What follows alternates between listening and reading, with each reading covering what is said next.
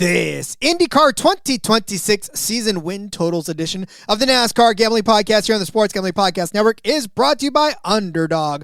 Underdog is hooking up new customers. Play just $5 and get $75 in bonus funds when you sign up with our promo code RACESGPN. Driver, start your engine!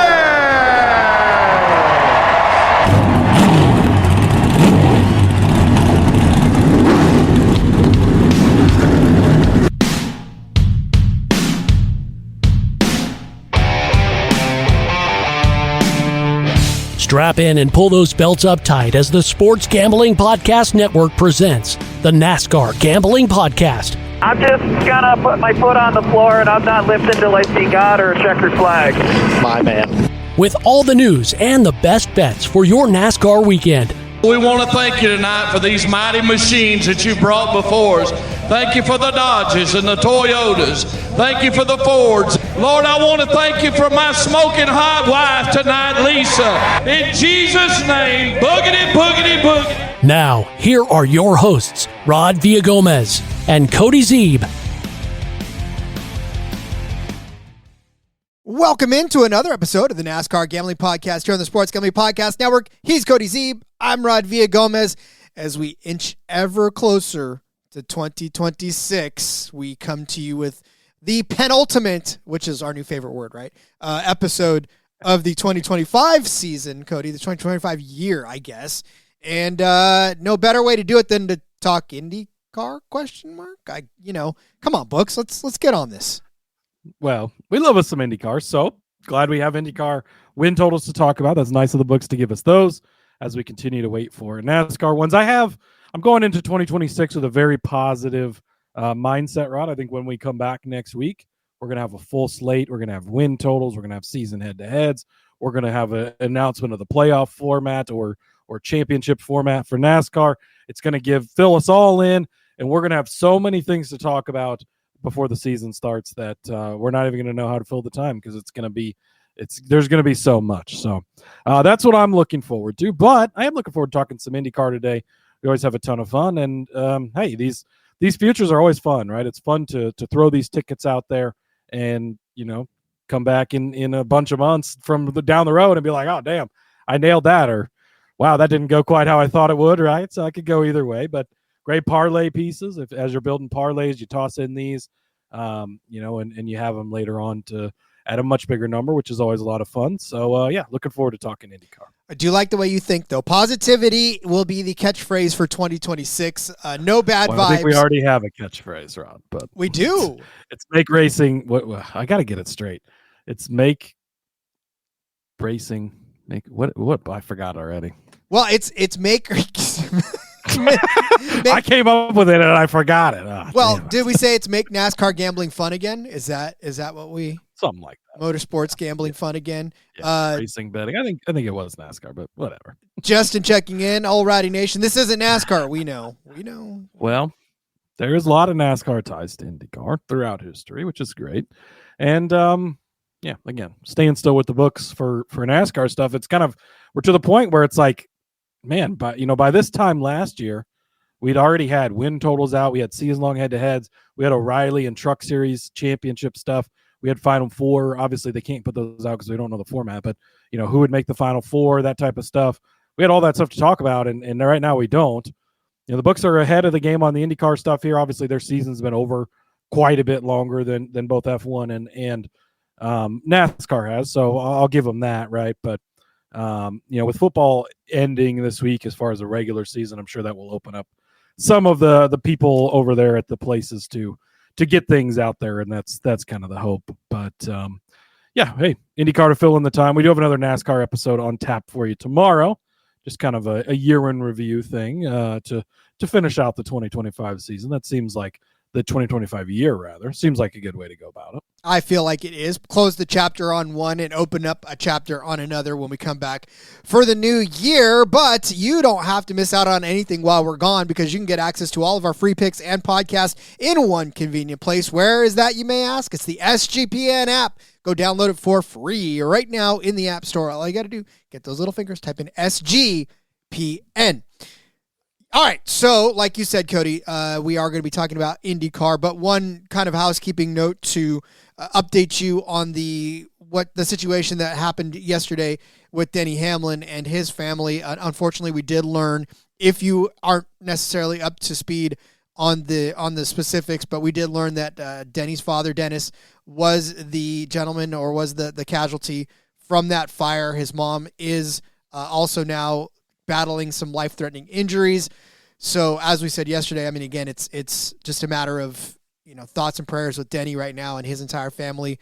Probably don't expect to hear anything from him in the near future. I got to tell you, I'm if that were me, I'd be completely wrecked. There's no way on God's green earth I'd want to talk to anybody for a while. Yeah. So just keep him in your thoughts, keep the family in your thoughts as this is it's a bad situation turned even worse as we kind of end the year. Yeah, we talked about it yesterday, obviously, but just a horrible situation overall. A complete, the house is gone, right? Everything is gone. And he's lost his father now, and his father was sick, so I don't, that doesn't make it better, right? It's still, you think you've got days still, or months or weeks or however long with them. Obviously looking back, this makes that 60th win so special. His parents really did sacrifice a lot when he was a kid. He didn't come from a ton of money. They took out loans and they sold things to help him achieve his dream, right? And they've been with him along that journey. 60 wins was always the big goal. He was able to do that. The emotions of winning that, knowing his father wouldn't be around much longer. Looking back, similar to a Ty Gibbs situation, he got to experience the championship with his father before he sadly lost him the very next day, right? And just, again, as if we don't need more reminders with how things have gone lately to hug your loved ones and enjoy every minute. This is yet another reminder of that. So sad deal overall. Thinking about his mother, Mary. She's got a long, long road ahead of her. Burn stuff is never good in any way, shape, or form. So definitely thinking about her, thinking about the Hamlin family.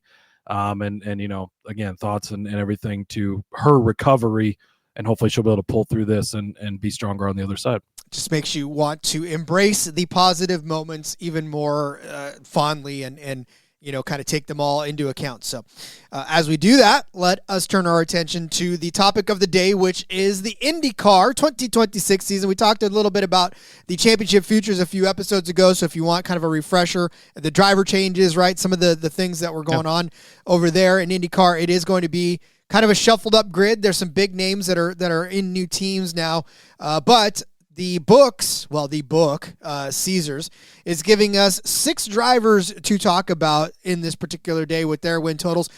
And I'll tell you right now, let's set the table real quick. All right. So in IndyCar, in NASCAR, we know that there's 36 races, right? There's 36 drivers. It's a big field. It's a big calendar, lots of races to fill it and lots of wins to go around. It's not the same with IndyCar, right? There are fewer drivers on the track at a time. There are fewer races. There's only 17 total races in the entire season. So when we talk about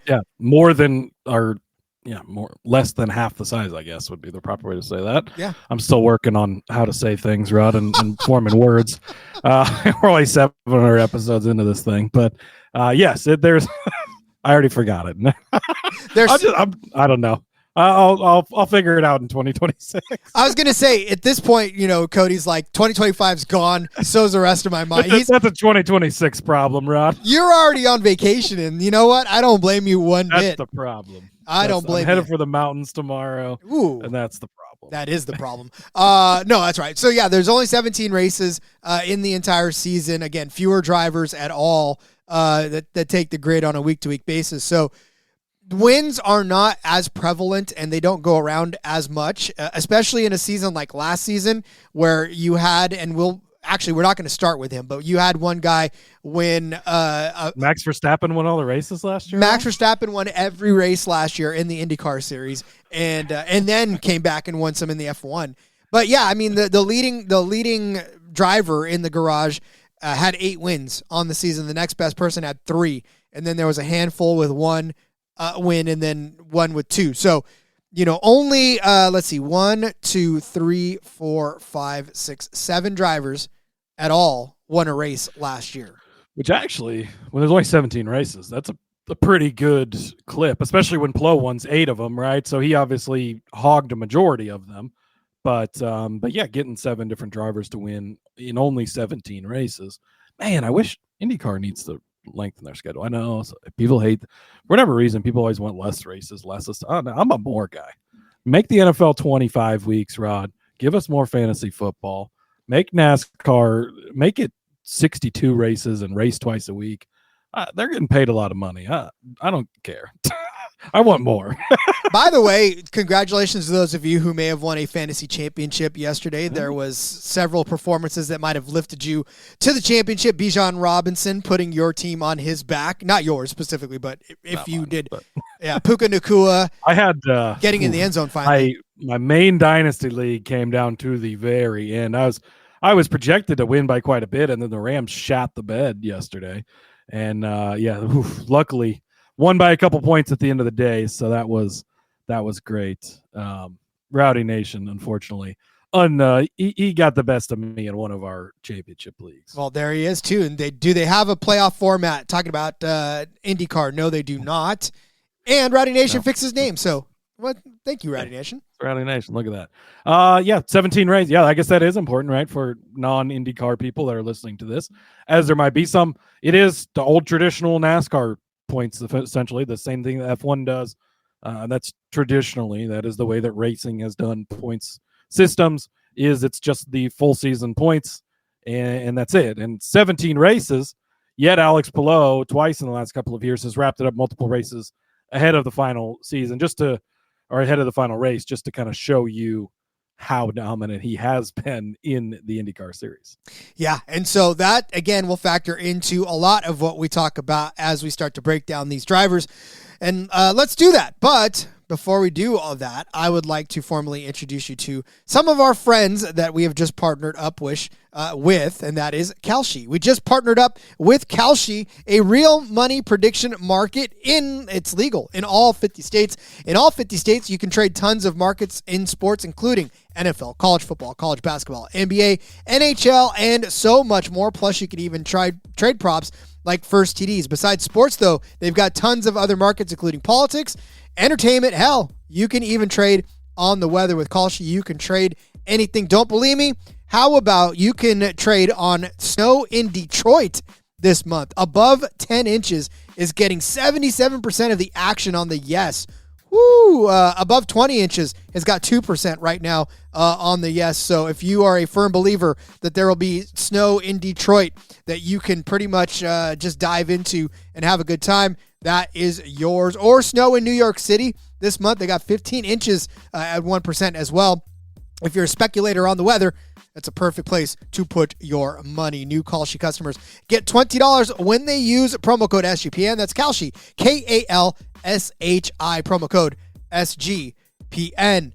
Underdog is your home for pick'em entries where you can win up to 5,000 times your entry. Underdog's got you covered this holiday season with Underdog Unwrapped. You'll unwrap tons of promos throughout the holidays.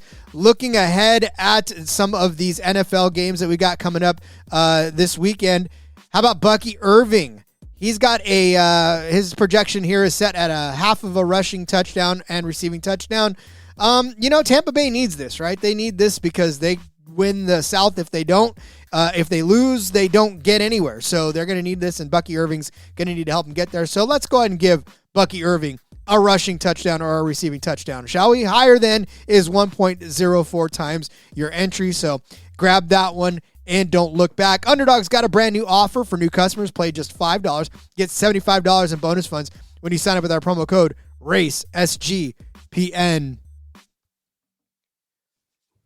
Speaking of Underdog, if you're interested in some Underdog playoff best ball stuff, Playoffs? I will be live on the Sports Gambling Podcast tonight. Thank you. Sports Gambling Podcast, the main show. That's going to be 4:00 your time over there on the Pacific Coast, Rod. So adjust for your time wherever you are. But we will be live drafting some playoff best ball stuff over there, which is going to be fun. I have to correct them on some Midwest stuff. They were trashing the state of Nebraska on the college football show this week. So I've got a bone to pick with them. And then they picked the Huskers, which bad idea. You should probably bet on Utah this weekend, or this week, but whatever. Well, Colby is still a West Coast guy, even though he's on the East Coast now. So that's just the way it is. Colby's an everybody guy, I think. It's true. It's true. He comes from a land down under. So, He does. all right. Listen, I would like to start with the second name on this list because we have a long conversation about the top guy that's on this list to be had. But I just want to start from the second. So I'd just like to, I'll throw out a proposition here. I know we have a long conversation on Mr. Palou, who you're referring to there, but do we need to establish his number of wins first so we know how many other wins we have to dole out, Rod? That actually is a very good way to go about it, I guess. I don't know. I mean, to me, I feel like we could save it. We'll save it. Okay, we'll save it to the end. Because, again, look, there's 17 races, right? And so we know last year he won 8. So is that his ceiling? Is that his floor? Who knows? These guys, though, we can kind of talk about with some relative certainty about where we think they should be. And I think we begin with Scott Dixon. Scott Dixon, his projection his number is set at 1.5. The over juiced at -140. The under at +110. Obviously, Scott Dixon's still behind that 9 machine where he's been for years and years and years. 6-time IndyCar champion. Chip Ganassi Racing staple. Won 3 races. He won 1 race last year, 3 podiums, and finished 3rd in the standings overall. The thing with Scott Dixon, though, is that he's won 58 races in his illustrious 23-year career. And last year was the first time since the 2022 season that 2021 season, that he didn't win multiple races, right? He's prone to win more than one, and he's done it in multiple seasons. So does he get back one of those wins from this last season? That's the question. I mean, yeah, that is the question. So they've got the over pretty heavily juiced on this, -140.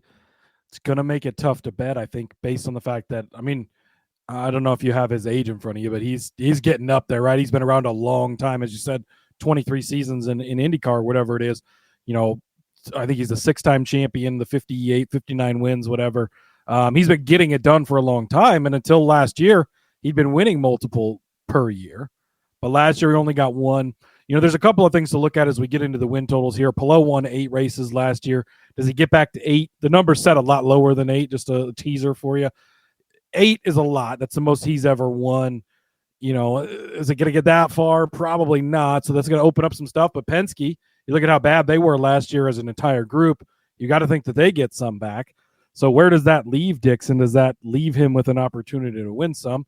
He is getting older. Granted, he's putting in great performance after great performance. Stays on one of the best teams, right, with Chip Ganassi. And 3rd place in the point standings last year, just keeps getting it done year in and year out. It's hard to bet against him. But at the same time, you're getting the under at +110. That's what happened last year. Oh, boy, this is a pretty tough one because everything in me wants to say over. The number definitely says to go under.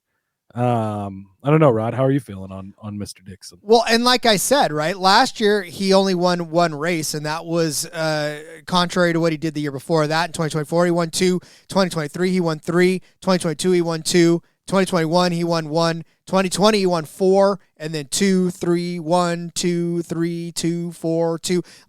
Literally, he's only had just 1 win or less in 5 seasons. In that illustrious, 6 seasons rather, in that illustrious career of his. So if we're talking about the odds of him doing it, it's more likely he wins more than 1 race than he doesn't. He's eventually, right? You got to think he's going to find the cliff that he starts to step over. When does that happen? And then, I don't know, he is very good, right? He's the Joey Logano of IndyCar, stretching the fuel, winning the fuel mileage races. It seemed like IndyCar had less of those just anecdotally last year than maybe some of the previous years. I don't know. I think I'm going to go with the under on this. You're getting the +110. Obviously, that's the more attractive side. I think we're getting closer to the end of Dixon. And you mentioned there's been 6 years where he has had 1 win. He did last year. Maybe he doesn't get to 2 anymore. Maybe we're getting to that point where we see him start to take a step back. I'm going to go over on this one. I think I put faith in him that he'll get back there. I feel like we said, if we're talking statistically speaking, and I get it, right? Your past performance doesn't always predict the future, but if you're hitting this at a rate that it's higher than most people, I'm going to go with the over on that one, and we'll say 2 wins out of 17 for Scott Dixon this year. Again, he's at the same team. It's the same. He's just too good of a driver to not have won more than one race last year. And like we said, we know Palou was hogging up all of the air last year, but I don't know that happens again this year. All right, well, Cody, then I think we can talk about Kyle Kirkwood, who is the next driver on this list. Kyle Kirkwood, who had 3 wins last season, 3 podiums, 1 pole, finished 4th in the overall standings for Kyle Kirkwood. The projection for him is set at 2.5. The over is the extra spicy one at plus 110, and the under at minus 140.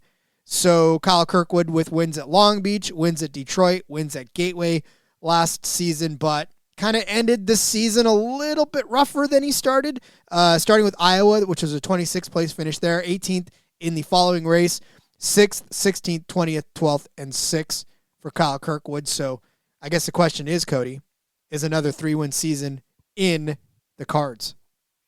This is a very interesting one because Kirkwood has been on the come up the last couple of years, finally gets that first career win, right? And then busts out and has 3 this year. And we've seen this story in NASCAR before, right? You look at an Alex Bowman, gets the wins, and then 4 wins in 21, and then it tails way back off, right? So what trajectory does he go? The other key piece in this is Colton Herta has left Andretti and moved on to Formula 2, going to be an F1 reserve driver, right? Chasing that dream. So Will Power is sliding over into that 26 car, yes, but really this kind of defaults Kirkwood rather into being the 1A driver for Andretti. I like Power is kind of a good second guy, but he's not going to be their top driver. So now he's the number 1 guy over there. I look at the under immediately because, boy, can he get back to 3 again? As I mentioned before, Penske is probably going to be back on, I mean, can't get much worse than it did for him last year. But the fact that he won on an oval, that's huge because IndyCar does have a fair amount of ovals, and there really is only a select number of guys that can win on the ovals, even more select than the guys who can win on the street courses and road courses, it seems, because a lot of them don't have the experience, I guess, in the oval stuff, and it's a different beast in IndyCar for sure. So I don't know. This is what I'm torn on again, much like the Dixon one. I think so far they've been pretty good with at least these first 2. The line's right where you think it should be, right? Because if it's 1.5, you're taking the over. 2.5, that's where you're like, man, do you go over? Do you go under? I'm kind of leaning towards the over. I think maybe the trajectory continues going forward. Being the number 1 guy at Andretti, being able to win on an oval now, I think is huge. He's been really good on the street courses in particular too. And again, the plus money side of it again, me and liking plus money, Rod. So despite having one fan that makes me never want to root for Kyle Kirkwood, I will take him over at plus 110. Well, so my big thing is that if you look at his career trajectory, it's actually on the up, right? He finished 24th in the standings in his rookie season, 11th, 7th, 4th. Like you said, he's just basically been a riser. And in those years, in 2020, he didn't get a win in 17 races. In 2023, he ended up winning 2. And then 2024, he was held winless. But last year, he broke through with those 3 wins.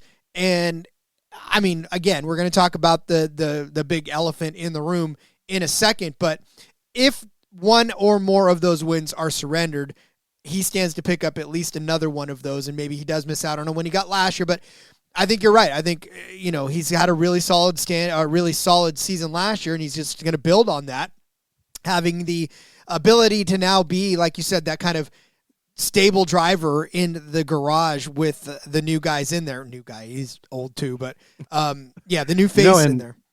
Peeking ahead to Will Power being at 1.5, which we'll have that conversation in a minute. If they think Will Power could potentially win 2 races, Kirkwood is winning 3 races. So I'm the more I think about it and look at it, give me Kirkwood on the over 2.5, especially at plus 110. Again, another great parlay piece or whatever you want to throw in there. I do like the over on Kirkwood. I think he is a very good young driver that's quickly kind of burst onto the scene, and he did have those 2 wins and then go winless, but I think getting back on it, winning 3 last year, he's kind of settling in, and he's going to be the number 1 guy over there. So I like the over. Well, my thing is this too, right? And when we talk about the wealth distribution in IndyCar versus NASCAR, obviously there are drivers that are good in certain places, and then there are those drivers like the Zane Smiths of the world that'll pop up and win a race. And next year you don't really factor that in to your computations. And that was a lot like with Christian Rasmussen, right? Last year came up and win Milwaukee.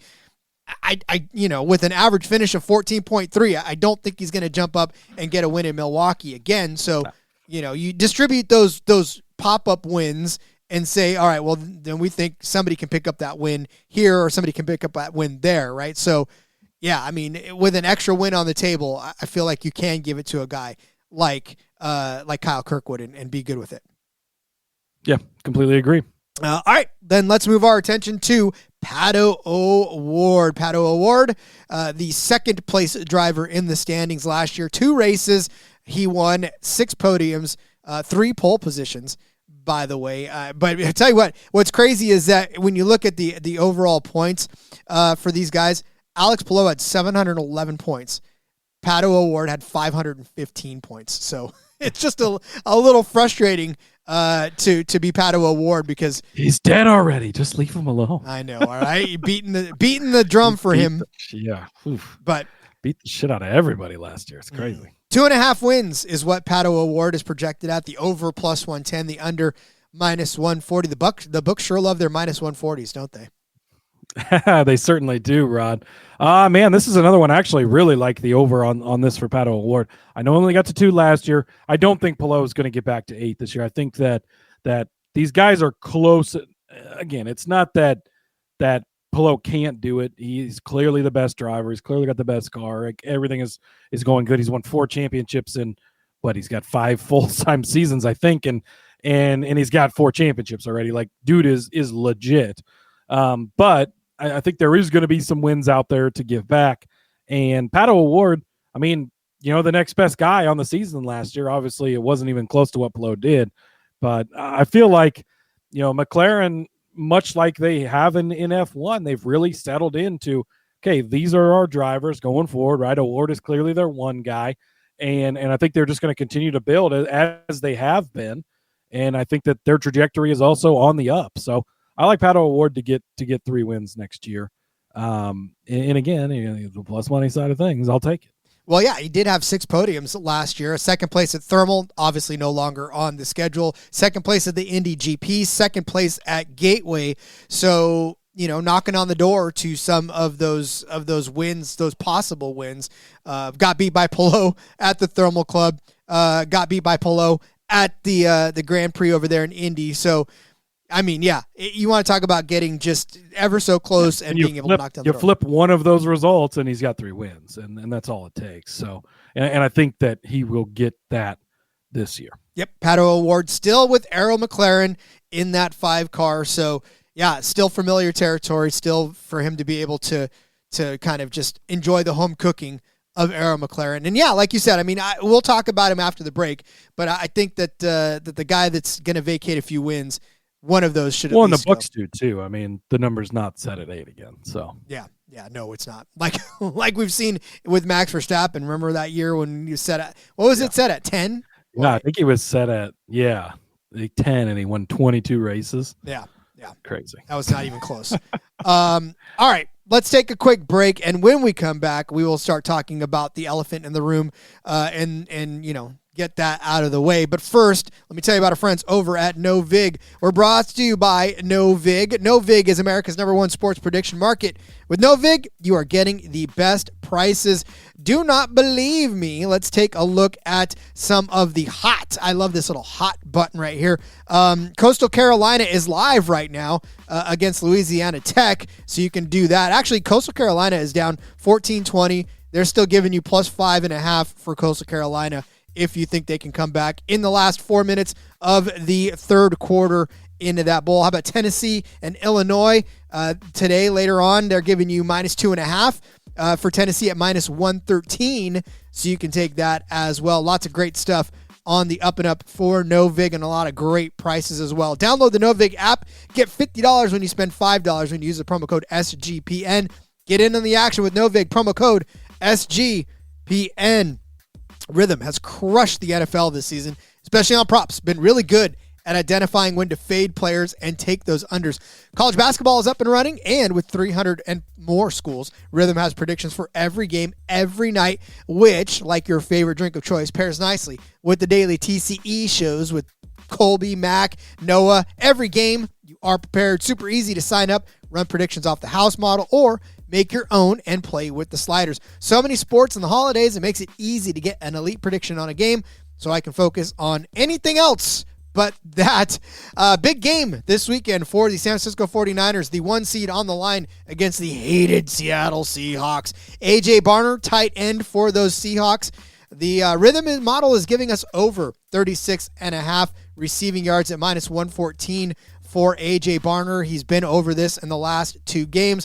Oh, and if you watched any bit of the last game between the Bears and the Niners, that was just a tight end bonanza. Colston Loveland, 94 receiving yards against them last week. So stands to reason that A.J. Barner can get there as well this week. Hate it, but whatever.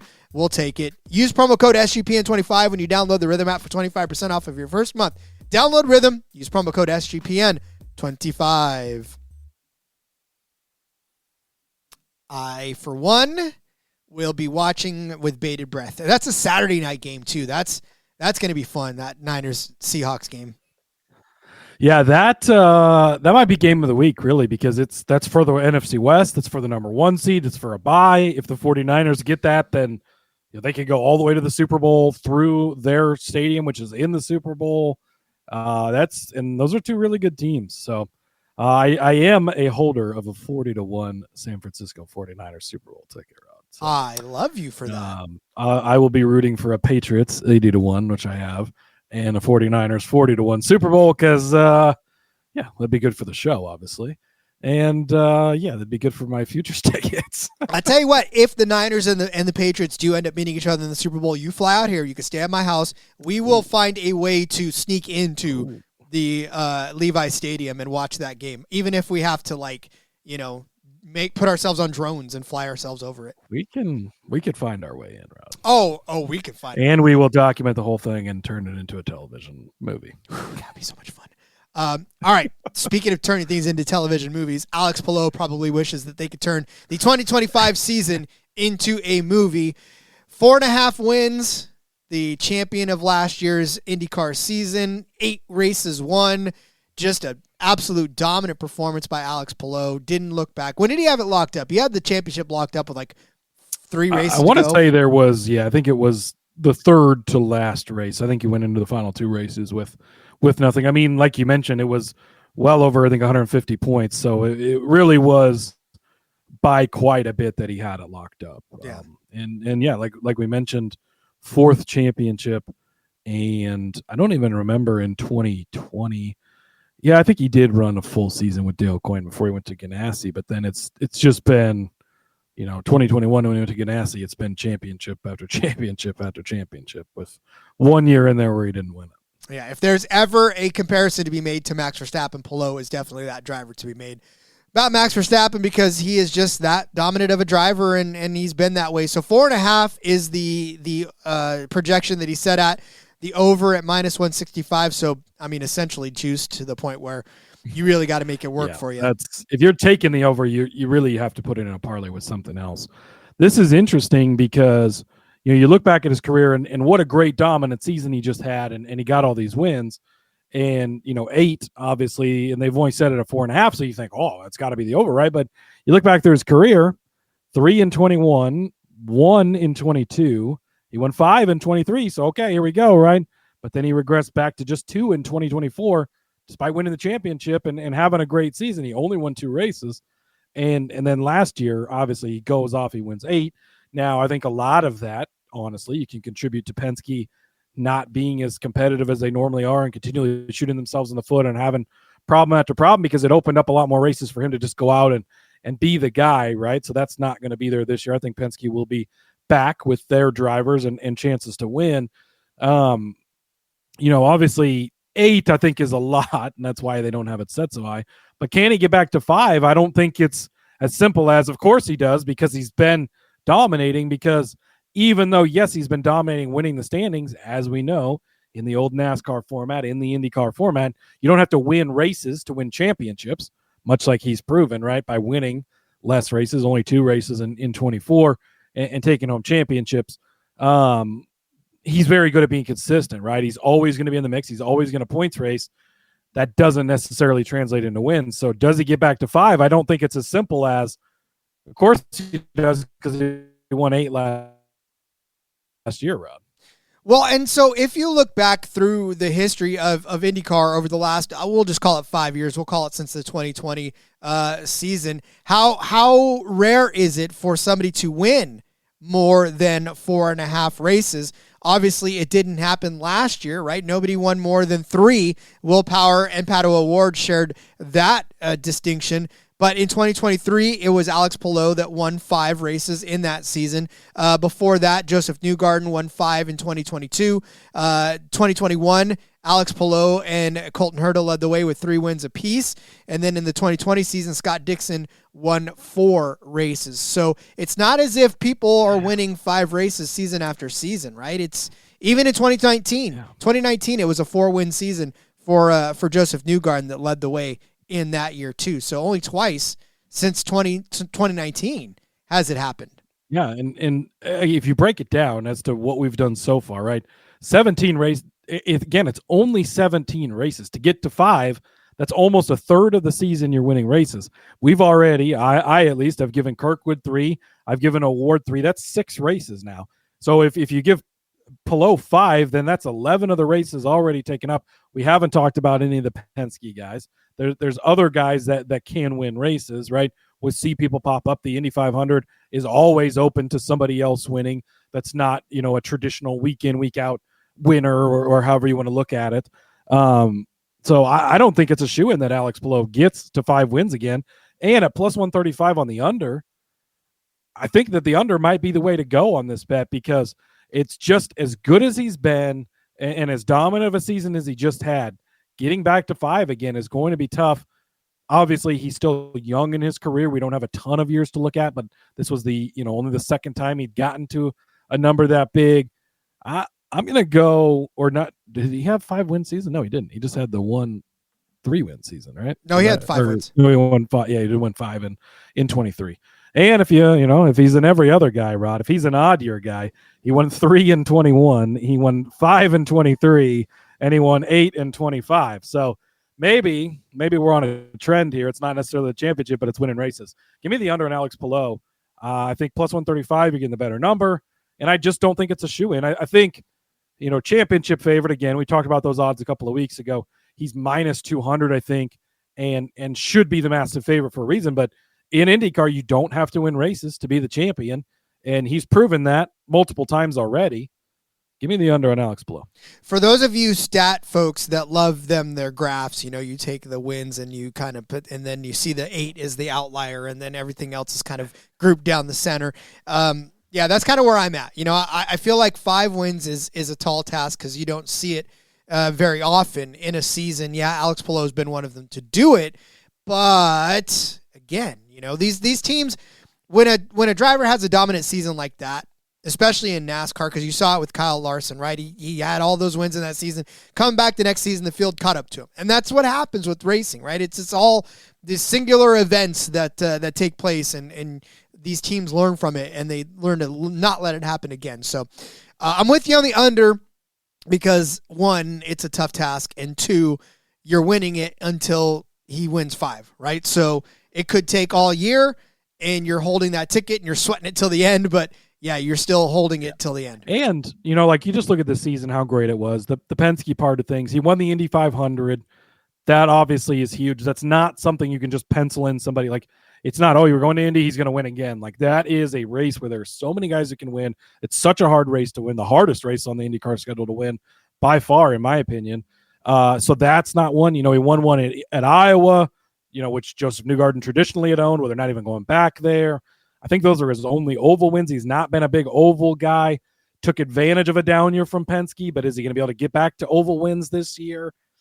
I don't know. So yeah, I am in on the under, as shocking as it may seem. And it's not, again, we're not calling, oh, he's going to have a bad season. These guys don't know nothing about IndyCar.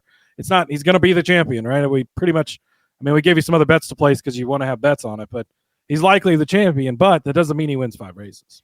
Well, and again, if you look at it, it's just almost statistically impossible to follow that up again. It just hasn't happened. And for you to say, well, it's a definite sure, okay, but show me your work. Show me where that's going to happen. Again, sometimes people maybe just see the clips or whatever, and they don't fully understand the betting things, and it's like, oh, well, he's not going to win. Like, well, we had that with, I think it was Charles Leclerc in the F1. He's not going to win. What horrible advice. Like, well, he's 25-1. He's not supposed to win. That's not that. Yes, obviously he's not likely to win, but you have to factor in the number. So if you're looking at minus 165, that's a good chunk on the, he's very much favored to get to 5, right? You're getting a better deal at the plus 135. You're calling your shot. So if you factor in that as well, I wouldn't be shocked. I'm not going to be surprised at all if he wins 5 races. I'm just going to bet on him winning 4. Indeed. All right, let's move on to Josef Newgarden, a guy who's always in contention for a championship. Very disappointed in last season. A 12th place finish in the standings, only 1 win, 3 podium finishes for what is one of the better IndyCar drivers in the entire series. Guy owns Indianapolis, owns ovals, essentially is one of those guys, right? Last year just had a very down year. It was the first time since the 2016 season that he hadn't won at least 2 races on the year. His number is set at 2.5, the over at plus 140, the under at minus 170. Cody, the books really leaning toward him not winning 3 races this season, but I feel like you, my friend, are bullish on Josef Newgarden. Insane to me that the under is that much. If there is one bet I'm placing on this show with the win totals, it is Josef Newgarden over 2.5 wins. I think that last year is just an outlier. You have to throw last year out for the entire Penske team. Nothing went their way. Everything went wrong. And you have to throw it out. You come back into this year. Josef Newgarden is the king of ovals, right? Yes, Iowa's not on the schedule. That's 2 easy wins for him that you take off. That's too bad, right? But there are other ovals on the thing. They're going to Milwaukee, I believe, twice. You got the Phoenix in there. Indy, of course, he's won multiple times here recently. Josef Newgarden loves those. Oh, but guess what? He's good everywhere. He can win on street courses. He can win on road courses. He is going to get to 3 wins this year. And especially if Palou is not winning 8 and not even winning 5, there are wins out here to be had for a guy like Josef Newgarden. You think about Colton Herta leaving. Not that he was winning a ton of races, but certainly was capable of it and had won some races, right? I think that this is just too much of an overreaction to Penske had a really, really, really bad year. Like everything that could go wrong for that entire team, for him, for Scotty, for Will, it all just went wrong. And hopefully they got it all out of their system, but there's no way they come back and have another bad year like that this year. They're going to figure it out. He's going to get it done. He's an extremely talented driver, especially on the ovals. He's clearly head and shoulders above everyone else when it comes to the ovals. So yeah, I love this. And you're getting the plus 140 side of things on the over. Let's fucking go. This is my favorite bet by far in this entire show. Yeah, I do think he bounces back and has a much better season. Again, in 2024, he had 2 wins, but before that, 4, 5, 2, 4, 4, 3, 4. Right, so 2017 was 4. A lot of 4s and 3s in there, Rob. A lot of 4, 3, 4. Oh no, that's not the right thing. But no, yeah. Who knows? Maybe this year will have 6 or 7. You never know. Could have 6, 7. That's the potential for him. Yeah, I feel like this is a bounce back year for Josef Newgarden. I'm with you. I like the plus 140. It's just so tempting to jump on that. So let's do that. All right, Will Power ends the list here for this one. Will Power, as we know, is now in that 26 Andretti Global car alongside of Kyle Kirkwood and Marcus Ericsson. And look, like you said earlier in the show, the books believe that he is not going to win more than 1 race on the season. His under for 1.5 is set at minus 185. The over plus 155. Cody, why don't just give it to us at half? Right? Just give it to us at a half. Because why I would take the under and a half, honestly. I don't think Will Power is going to win a race this year. But yeah, why is it minus 185 on under 1.5? That's crazy to me. The over, if you're looking for a big number, it's plus 155 if you have the willpower to believe in willpower. But I don't. I just don't. I think another guy that's getting older, he's been around a long time, he's probably he might get a win, right? And maybe that's why they don't want to set it at half, because he's very capable of winning. And maybe he sneaks one in there, but he's not a guy I'm scared week to week is going to go out there and win races. This is obviously just betting a season-long bet at minus 185 is probably pretty much out of the question, should be. But a great parlay piece, definitely, to toss this in there as the under 1.5, because I just don't see him getting to 2 wins on the year. Not with the Palou's, the Dixons, the Kirkwoods, the O'Wards, the Newgardens that we've talked about, Scotty Mack, who's not even listed on here. There's other guys that are going to get wins. My guy, Christian Lundgaard, he's going to get a couple of wins, Rod. Not Will Power. Yeah, so only one multiple win season since the 2020 season. He in 2021 had 1 win, 2022 1 no wins, in 2023 3 in 2024, and then last year the single win. So yeah, again, it's just a new team, new digs, new surroundings. It just doesn't feel like this is going to be a willpower victory. Maybe 1, like you said, maybe that's why they don't want to set it at a half, but definitely not 2. Yeah, I could see him getting into 1. Switching from Chevy to Honda, what learning curve is there? A new team when he's been with Penske for a really fucking long time, right? There's going to be changes there. Maybe it's a positive. We've seen that before where a guy switches teams and Kyle Busch goes out and wins 3 races in his first year at RCR. It's not out of the question. He's certainly capable of it. 3 wins just a couple of years ago. I don't have the willpower to believe in it. I am with you on that one as well. Okay, so let's see. We gave Alex Palou 4 wins. Okay. We gave Scott Dixon. Did we give him 2 wins on the season? You gave him 2. I gave him 1. All right, so that's 6 for me. And then we said Kyle Kirkwood would win 3, so that's 9. And then we said Pato O'Ward would win at least 3, so that's 12. That leaves 3, 15. So that only leaves 2 more races out there. These 6 drivers have dominated most of the season already. So that's we haven't even factored in Scotty Mack or Christian Lundgaard for that matter. Or Lundgaard, that's right. So Lundgaard's picking up a win. Lundgaard's going to be the Indy 500 winner this year, Rod. So hopefully y'all are betting on that early. It's crazy. But see, this is why when we talk about how quickly these wins go and get gobbled up, right? It's that fast. These 6 drivers. That's us giving Palou only 4, which again, like he is a heavy favorite to win 5. So they go quick. Just like the season. It disappears. I mean, it feels like it's forever because they space them out for, a couple months at a time, but they do a good job of dragging it out. Sure do. It goes quick. 17 races is really not that much. Nope. And especially like we said, when we were just sitting here counting them up and dividing them out, it just happens. It happens fast. It comes at you fast. But all right, that'll do it for the win season totals, Cody. I believe that'll pretty much wrap that one up. We don't need to talk about too much more on that end. So to that end, we'll come back tomorrow. We will discuss some NASCAR. We'll talk about the season in review, the 2025 season in review, give you some of our biggest highs, biggest lows, disappointments, folks we liked, folks we didn't like, and yeah, kind of what we looked back on in 2025. Yeah, looking forward to it. It's good to wrap up 2025, put a bow on it. We're only 33 days now until the Clash. I mean, we're almost there, just a few weeks away, and then hopefully the next couple of weeks are just going to be hardcore, hitting all these future bets that are going to be popping up in the next week here, Rod.